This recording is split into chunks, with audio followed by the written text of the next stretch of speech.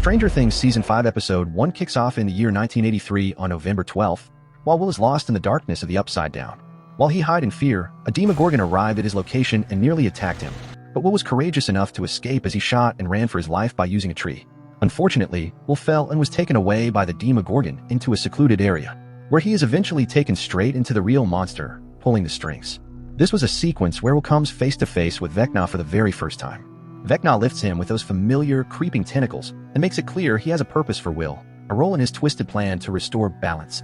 As he promises they will create such beautiful things together, the tentacles force their way into Will's mouth, flooding him with a strange liquid. Now back to the present day, and Hawkins, we get to discover that the Byers are now living with the Wheelers following the events of the last season. The scene then shifted to Robin and Steve at WSQK, the Squawk, where Robin has taken over the radio waves. She gives us a quick rundown of Hawkins' situation. The town is now under quarantine, with the military running mandatory health checks on everyone. The massive rifts from the finale, the ones that tore through Hawkins, are being passed off as a natural phenomenon, and the holes have been sealed with huge metal plates. We also learn the military-controlled area is called the Max Z.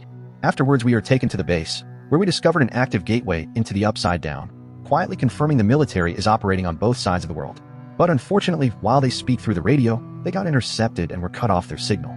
Meanwhile, the scene shifted to Dustin walking through the school halls in his club shirt, while also drawing judgmental stares from everyone around him. Andy, who is one of the usual bullies, steps in and gives him grief for still wearing it. He calls the Hellfire Club finished, and even starts tearing the shirt. Fortunately, before things escalate, Lucas, Mike, and Will show up. Lucas steps forward, using his new popularity to shut Andy down and send him off. But while everyone else has started to move on from Eddie's death, Dustin is still carrying the weight of it. Mike, Lucas, and will gently suggest he stop wearing the shirt for his own safety. However, just then Mike adds that they stay true to themselves, and this is what Eddie would really want, is for them to focus on stopping Vecna. They urge him to lay low, to blend in, but Dustin rejects all of it. He gets frustrated by all they have just said before then storming off. A poster of a missing kid was also shown. Meanwhile, deep into the city, we find Eleven sprinting through the woods as a squad of military men chase her down. One soldier fires and the bullet drops her instantly, but when they roll her over, it's not Eleven at all. It's an unknown woman they coldly refer to as a burnout. Meanwhile, the real Eleven is miles away, tearing through a junkyard training course. She's now using her powers to blast apart rows of pumpkin heads while Hopper and Joyce keep time. Joyce gently tells her to slow down, but Eleven fires back, saying Henry definitely isn't taking it easy. Hopper tries to calm things down, but Eleven's already locked in. She demands they reset the course so she can run it again. Afterwards, we are taken to Murray rolling up outside the gate in a box truck. He has been sneaking in and out of Hawkins under the cover of a supply delivery route to get resources to the group trapped inside the military-controlled town. He arrives at the Squawk just after we see Steve and Jonathan squaring off, trying to impress Nancy while trying to fix the radio tower box. After a very lengthy climb, the two manage to fix it, but sadly for them, Nancy wasn't even paying attention at them. On the other hand, after Murray arrived at their location too, in order to unload a stash of bullets, grenades, and other smuggled supplies for Nancy and Robin, he then hands Jonathan a Johnny Cochran cassette.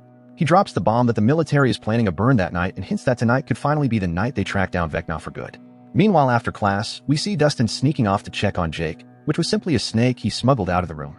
Later at lunch, Lucas tells Mike and Will that Dustin has lost it, insisting he wants to restart the Hellfire Club. Just then, Dustin shows up just in time to hear them, but they quickly clarify they were talking about Andy, not him. Meanwhile, Robin gets the radio back on and plays Diana Ross as a coded message to the gang. While discussing the song's history, she slips into details of when and where they should meet for a crawl, the group's term for tactical missions into the Upside Down. While going over the plan, Steve wonders aloud if Vecna might actually be dead, noting no one has seen him since last battle. He jokes that maybe they already won, until Jonathan reminds him of the vision of Hawkins burning that Vecna showed Nancy. The group presses on, with Nancy and Will both agreeing they need to make absolutely sure Vecna is gone for good. Later, as Dustin, Mike, and Lucas chat, Will unfortunately drifts into a trance, staring up at the sky as it begins to spin above him. When the others check on him, he brushes it off as a weird feeling, maybe nerves. Mike, however, senses something more, a sign that Vecna could be near. They split up, agreeing to regroup at the Squawk at 6 p.m. At the same moment, a young girl named Holly is on a playground merry-go-round, spinning and staring up at the sky. When the teacher calls everyone back inside, Holly wanders off, waving at someone in the distance. She runs toward the figure and greets them, but when we cut to the teacher's POV, Holly is talking to thin air. No one is actually there. The scene then shifted to the military lab inside the Upside Down, where we meet a woman known as Dr. K, and it is clear that she is in charge of the operation happening on the other side, and her main objective is simple: find Eleven and bring her in, as she is running into a wall and people are dying, and to stop it, she simply needs the girl. Back in the right side up, we learn 11 has been training non-stop to get her time under 12 minutes and 30 seconds, which was the requirement to join Hopper on the crawls into the Upside Down. She insists to go on the next crawl, desperate to find Henry, but Hopper shuts it down and tells her that if she's that eager to locate him, she can try finding him through the tub instead. Later, Joyce gently reveals that 11 actually did hit the target time, and with 1 second to spare. But Hopper is keeping it from her for a reason. He wants her far away from the Upside Down unless it is absolutely necessary. He knows they'll need her when the real fight comes, and he is not risking her life on recon runs. At the school, Mike waits outside the school for Holly, but when she doesn't come out with the rest of the class, he heads inside calling her name. He eventually finds her sitting quietly on a bench outside her classroom, reading. As they talk, Holly tells him about her mystery friend, someone she calls Mr. Whatsit. She explains that Mr. Whatsit is trying to protect her from the monsters in Hawkins, monsters she believes are eating kids like her. Mike gently reassures her that even he gets scared sometimes, but those stories aren't real. He shows her his D&D figure, Mike the Brave, and tells her that is who he becomes when fear hits.